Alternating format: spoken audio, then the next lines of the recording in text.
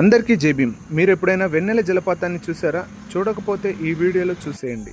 కనిపించే కొండల మధ్య నుంచే ఆ వెన్నెల జలపాతం వస్తుంది. వెన్నెల జలపాతం నుండి వచ్చే నీరే ఈ సెలయేరు. చూడండి ఎంత అందంగా ఉందో.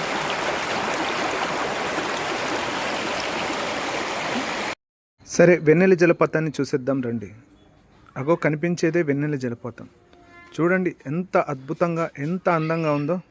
సృష్టిలో ప్రకృతికి మించిన అందం మరొకటి లేదు అనే విధంగా కనిపిస్తుంది కదా. ఈ జలపాతం రథం గుట్ట అనే కొండపైన ఉంది. ఆ కొండకి ఒక ప్రత్యేకత ఉంది. సీతమ్మ వారిని రావణాసుడు ఎత్తుకుపోయే క్రమంలో ఆయన రథం ఈ కొండకి ఆనుకొని వెళ్ళింది అని ఇక్కడున్నటువంటి స్థానికుల నమ్మకం. అందుకనే దీనికి రథం గుట్ట అనే పేరు వచ్చింది. వెన్నెల జలపాతం యొక్క అందాలు ఏ విధంగా అనిపించాయో కామెంట్ రూపంలో తెలియజేయండి. ఈ వీడియో మీకు నచ్చినట్లయితే లైక్ చేసి సబ్స్క్రైబ్ చేసుకోగలరు. జై హింద్.